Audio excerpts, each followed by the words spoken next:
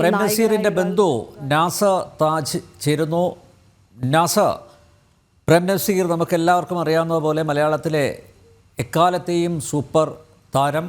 അദ്ദേഹത്തെ പത്മഭൂഷൺ നൽകി രാഷ്ട്രം ആദരിച്ചിട്ടുണ്ട്. പക്ഷേ അദ്ദേഹത്തിന് ജന്മനാട്ടിലൊരു സ്മാരകം ഇതുവരെയായും ഉയർന്നിട്ടില്ല. എന്തുകൊണ്ടാണിത്? എന്താണ് തടസ്സം?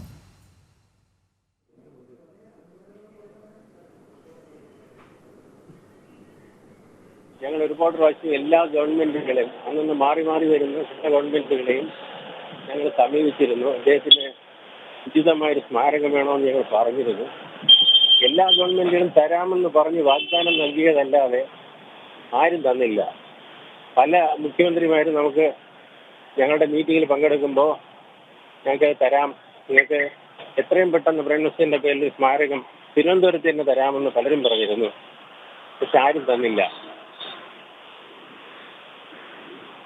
അത് ഞങ്ങൾക്ക് എന്നും വളരെ വിഷമമുള്ള ഒരു കാര്യമാണ്. ഞങ്ങൾ പുള്ളി കോൺഗ്രസിന്റെ ഒരു നേതാവായിട്ട് തന്നെ ഇവിടെ ഉണ്ടായിരുന്നതാണ്. പ്രേംനസീർ കോൺഗ്രസിൽ ചേർന്ന് അതിനുവേണ്ടി വളരെയധികം പ്രവർത്തിക്കുകയൊക്കെ ചെയ്തിട്ടുള്ള ഒരു മനുഷ്യനാണ്.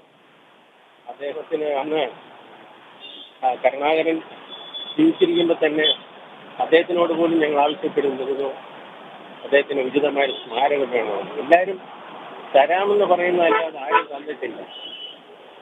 യെസ്, തരാമെന്ന് പറയുന്നുണ്ട്, ആവർത്തിച്ച് പറയുന്നുണ്ട്. മാറി വരുന്ന ഭരണകൂടങ്ങൾ അങ്ങനെ ഒരു ഉറപ്പ് തരുന്നുണ്ട്. പക്ഷേ അത് യാഥാർത്ഥ്യമാകുന്നില്ല.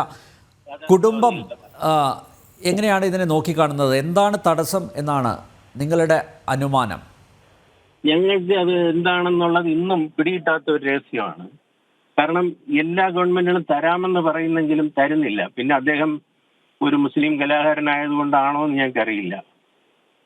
എന്തായാലും അത് അങ്ങനെ ആയതുകൊണ്ടാണോ അദ്ദേഹത്തിന് കിട്ടാത്തതെന്ന് ഞങ്ങൾക്കറിയില്ല.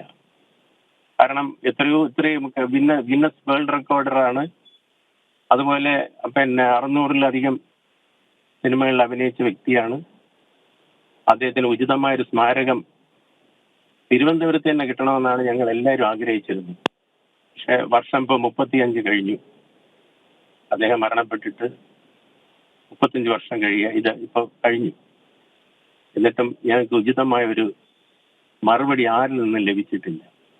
എന്താണ് കാരണമെന്ന് ഇപ്പൊ ചോദിച്ചതുപോലെ ഞങ്ങൾക്ക് പല സംശയങ്ങളുള്ളിലുണ്ട്. അത്രയേ ഉള്ളൂ.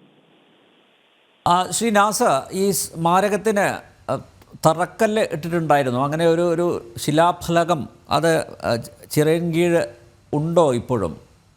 ചിറയൻകീഴ് ഈ ഗവൺമെന്റ് ഒരു സ്മാരകം തുടങ്ങാനായിട്ടുള്ള ഒരു തറക്കല്ലിടുകയും അതിന്റെ പ്രവർത്തനങ്ങളിലൊക്കെ അവിടുത്തെ MLA തന്നെ മുന്നിട്ടിറങ്ങി ഒക്കെ പ്രവർത്തിച്ചിരുന്നു. പക്ഷെ അത് പിന്നീട് അറിഞ്ഞത് അത് പ്രേംനസീറിന് മാത്രമല്ല, ആ ചിറയൻകീഴുള്ള മറ്റ് കലാകാരന്മാരെ കൂടെ ഉൾപ്പെടുത്തിക്കൊണ്ടാണ് അത് നീങ്ങുന്നതെന്ന് അറിഞ്ഞു. അതായത് G. ശങ്കരക്കുറുപ്പ്, പിന്നെ കൊടിയേറ്റം ഗോപി, പ്രേംനസീർ, അങ്ങനെ എല്ലാവരെയും കൂടെ ഉൾപ്പെടുത്തിക്കൊണ്ടുള്ള ഒരു സ്മാരകമാണ് പണിയാൻ സർക്കാർ ഉദ്ദേശിച്ചതെന്നാണ് ഞങ്ങൾക്ക് പിന്നീട് മനസ്സിലാക്കാൻ സാധിച്ചത്.